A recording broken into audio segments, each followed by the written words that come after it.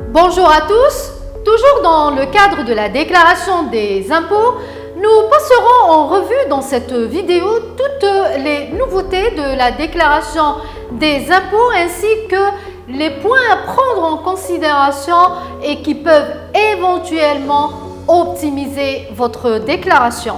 Pour en savoir plus, restez avec nous jusqu'à la fin de cette vidéo.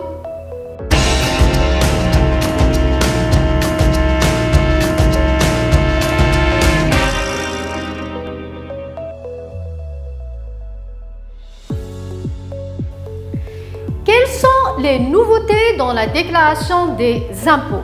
Eh bien, sachez qu'il existe 6 points à prendre en considération, à savoir les nouvelles tranches d'imposition dans la déclaration des revenus sur la personne physique, IRPF, une nouvelle case pour les crypto-monnaies, une réduction dans les plans de retraite, déduction pour travaux d'efficacité énergétique, exonération des aides en cas de catastrophe naturelle, fiscalité des travailleurs à l'étranger et enfin une augmentation de l'ISF de 1% pour les patrimoines supérieurs à 10 millions d'euros.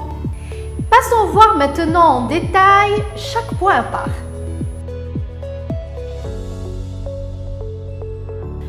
Nouvelle tranche d'imposition dans la déclaration des revenus. En effet, il a été observé une augmentation de 2 points sur les revenus supérieurs à 300 000 euros. Ils sont passés donc à 47%. Il a été observé également une augmentation de 3 points sur les revenus d'épargne. Ils sont passés plutôt à 26% imposables sur les sommes supérieures à 200 000 euros.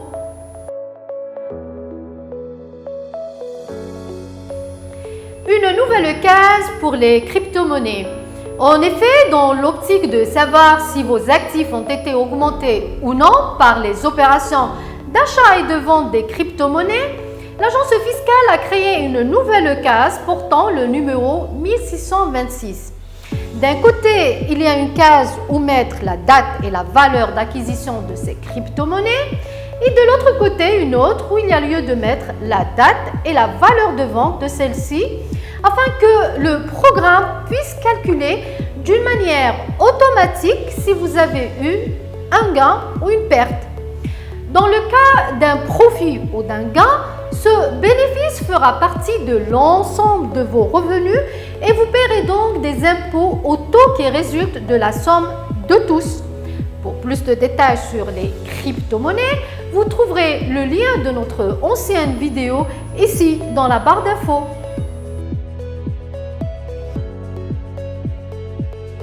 Réduction dans les plans de retraite. En effet, il a été observé une réduction de l'allègement fiscal pour les plans de retraite privés individuels à une contribution maximale de 2 000 euros. Aussi, une augmentation de la limite de réduction conjointe, participants et entreprises de 8 000 à 10 000 euros dans les plans d'entreprise. Déduction pour travaux d'efficacité énergétique. En effet, il y a 3 nouvelles déductions d'État pour les travaux d'efficacité énergétique dans les logements des contribuables. 1. Une déduction de 20% avec un maximum de 5 000 euros pour les travaux qui réduisent d'au moins 7% la demande d'énergie pour le chauffage et le refroidissement. 2. Une déduction de 40% avec un maximum de 7 500 euros des sommes versées en travaux pour réduire de 30% la consommation d'énergie primaire non renouvelable ou pour faire passer la cote énergétique au grade A ou B. 3. Une déduction pour les collectivités de 40% dans la limite et de 15 000 euros lorsque les travaux sont réalisés pour réduire de 30% la consommation d'énergie primaire non renouvelable ou pour améliorer l'efficacité énergétique au niveau A ou B.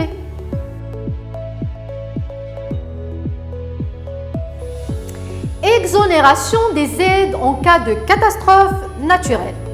Eh bien, sachez que les aides accordées en cas de décès ou d'invalidité permanente découlant de la tempête Philomena ou de l'éruption du volcan de la Palma sont dispensés d'être déclarés à l'IRPF.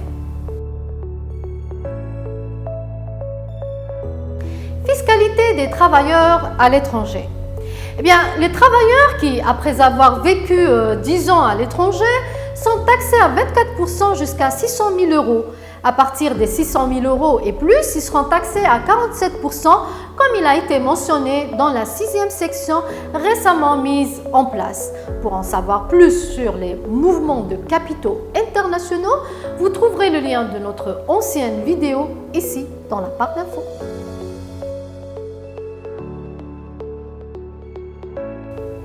Comment optimiser vos impôts?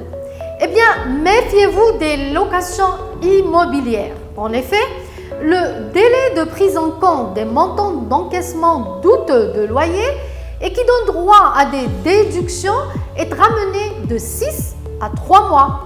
Les propriétaires qui ne sont pas inclus dans la catégorie des grands propriétaires et qui ont consenti des remises aux entrepreneurs ou aux professionnels du montant du loyer jusqu'en mars 2021 pour cause de situation économique doivent déclarer ces remises pour qu'elles soient prises en considération comme dépenses déductibles.